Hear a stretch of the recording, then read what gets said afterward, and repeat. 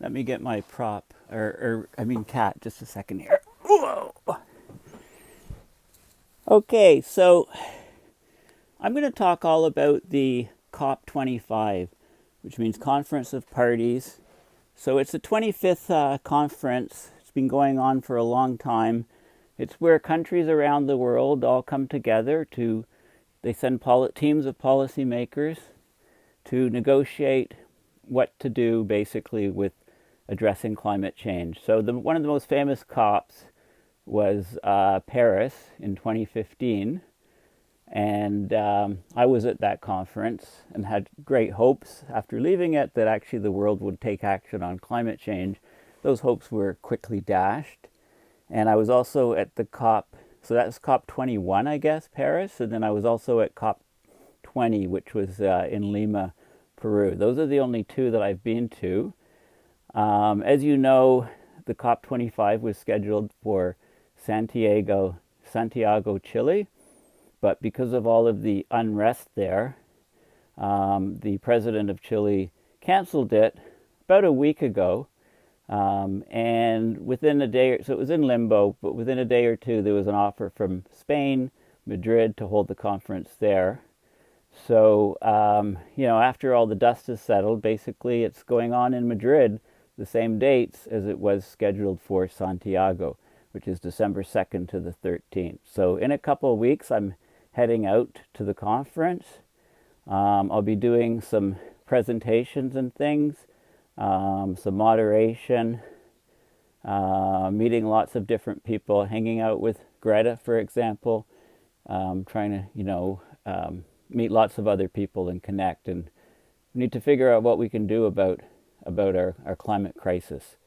Unfortunately, I can't bring this guy, as much as I'd like to. So I'm looking at various props to bring to the conference. And I noticed that you can actually get mechanical cats. They have fur, the whole bit. They look like real cats, and when you stroke them, they actually start purring and stuff. And their market they're for old age homes where people, that are in there and they've had, they're used to animals. Animals are very therapeutic. So, some of the people in the dementia patients and stuff, they can pet this, what looks like a cat, and it purrs and stuff. And if the dementia is pretty bad, they actually try to feed them and get out litter boxes and stuff for these mechanical cats. I don't think I'll go that far. I'll just pick up a stray in Madrid and bring him into my videos. So anyway, he's a bit restless. Actually, Shackleton the Explorer is in the doghouse right now. I seldom eat meat, but I occasionally do. And a few nights ago, I was at a city hall budget meeting, just out of interest. And Susan made some dinner for me and saved it. And she put it in a drawer in the kitchen, a high-up drawer, held shut with an elastic band on the handles to keep the cats away. But this guy broke the elastic band, somehow got up to the high shelf, and Susan returned to the kitchen, and there he was inside the cupboard, and he completely finished off the ribs that had been made for me. So this guy is really, really in the doghouse for at least a few days, but it won't last. He did want to make a video appearance. Okay, so what I want to do in this video, apart from ask for donations to support my trip because I'm paying out of pocket for my travel to Madrid, Spain, and so I'm asking for donations specifically for my trip. So either on the PayPal through my website or on a GoFundMe page, which I'll show you.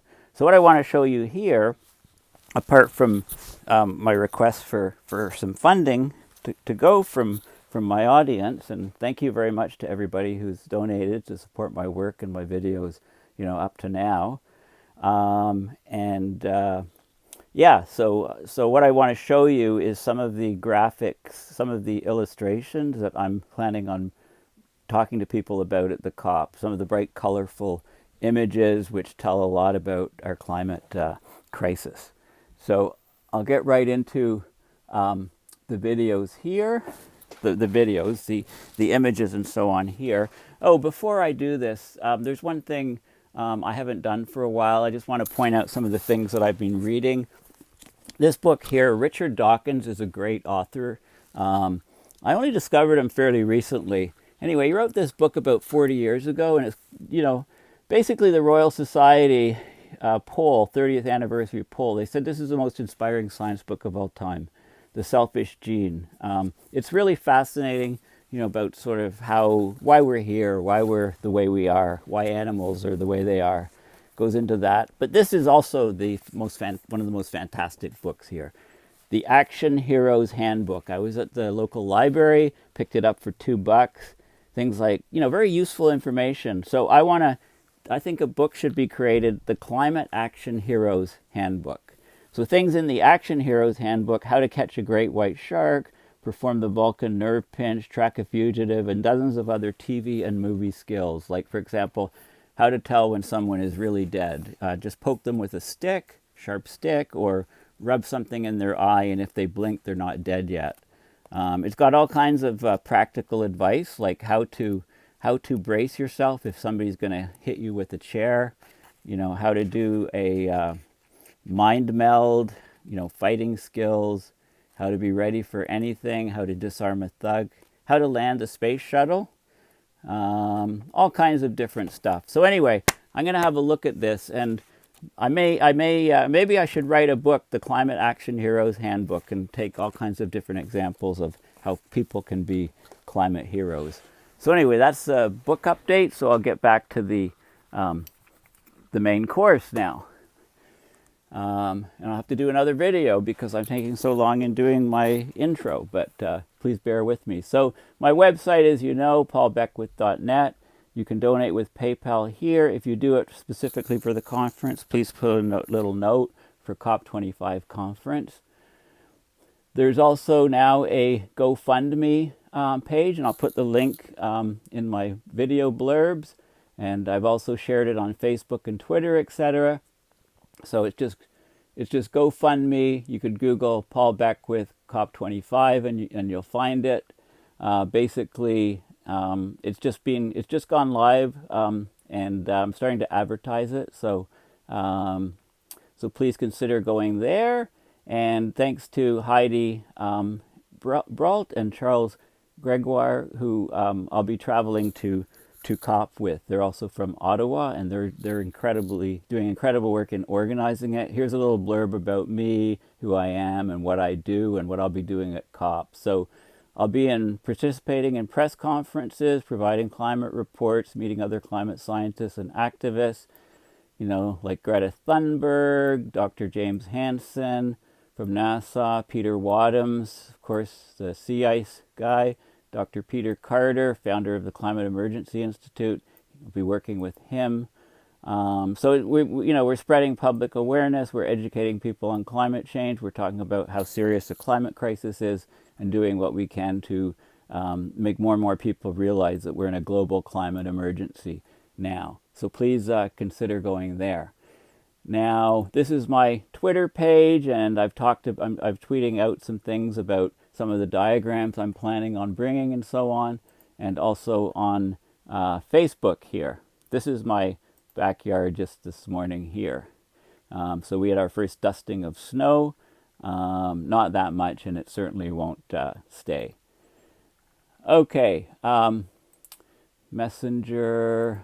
Okay, so here we are. I posted on Facebook some of the various images and things that I'll be talking about at COP. And the first thing is World Scientists Warning to Humanity. So I'm doing some stuff, and it's all volunteer based. So that's why I'm asking for donations.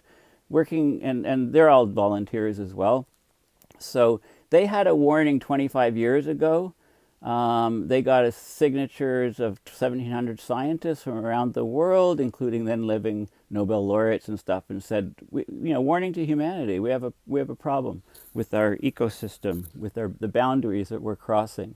Then there was a notice in 2017 on the 25th anniversary, and basically, a paper was written about the warnings. And you might have heard in the news the 11,000 scientists recently that have a warning. So this is basically the third warning. So this is the paper. You can just Google World Scientists Warning of a Climate Emergency. It's by a bunch of people, and then 11,258 scientists signatories from 153 countries. Okay, signed this document, including myself. Scientists have a moral obligation to warn humanity of any catastrophic threat and to basically to tell it like it is. And this hasn't happened over time, especially with climate change. So there's many graphs here that indicate, and signatories, over 11,000, that show the serious problems that we face. So it talks about, 40 years ago, 50 nations met at the first World Climate Conference in Geneva, agreed that alarming trends for climate change made it urgently necessary to act. This was in 1979. Similar alarms were made in 1992 Rio Summit, the 1997 Kyoto Protocol, the 2015 Paris Agreement, as well as scores of other global assemblies and scientists' explicit warnings of insufficient progress on climate change. And, you can read some of the details, but let's look at what the results are. I'll talk about them specifically, and I'll be discussing all of these things at the Madrid conference. So, human population. So all of these graphs, they all go from about 1980 is here to 2020 is here. So 10-year increments between these lines here. So 1980, 90, 2000, 2010, 2020. Okay, so they're all the same. The x-axis scale is all the same. So we've got human population here increasing 15.5% in 10 years, about 1.5% per year. Exponential, increase. I mean, it looks linear here on the graph, but it's actually increasing. If it's increasing a percentage in a time period, then, it's exponential. So this is not good. More and more people on the planet, more and more resources being used. But of course, people use the resources in hugely disproportionate ways. So I'm just putting a few enticements there for Shackleton if he wants to join our conversation. I don't know if he can see that well. He's there's food right in front of him, and he's like, oh, what's going on? Okay, so human population up. This is total fertility rate. That's the average number of births per woman, and that is dropping. So this is a good thing, although because there's so many people on the earth, that the population is still rising at an exponential rate, even though the fertility rate is dropping because because there's just so many people, right? So the population will still rise. Is still rising. Now, this is ruminant livestock, so cattle, it's like, cattle and cows and all kinds of different livestock that we have. This is, again, rapidly increasing. This is a percentage increase per year. Per capita meat consumption, kilograms per year, has risen from about 30 on average in the 1980s to, it's approaching 45 kilograms per year. That's per person meat production. That's globally averaged. Okay, up 11% over a decade. The world GDP is still strongly rising, of course, and how well a society is doing seems to be indicated. Economists at least look at it as GDP. We need to look at gross domestic happiness as opposed, how good people feel, how well they're doing. That's more important. Tree loss cover is up. The Amazon rainforest loss, millions of hectares per year, decreased from 1990. Well, it peaked in about 2000 and decreased since then, but it's going up again. It's starting to rise again. Energy consumption is all up. Air transport up. Institutional assets divested, so divested out of fossil fuels, that's starting to increase, so that's a good thing. We need that to increase as quickly as possible. CO2 emissions, up. Per capita CO2 emissions, so that's per person, dipped down to about 3.9, 3.8 something in the late 90s, but now it's up, it's peaked again at about 4.5 or so. Greenhouse gas emissions covered by carbon pricing, only about 15%. Carbon price per ton, this is, is dipped. And fossil fuel subsidies are still huge, over $400 billion per year. Thanks for listening. I'll continue.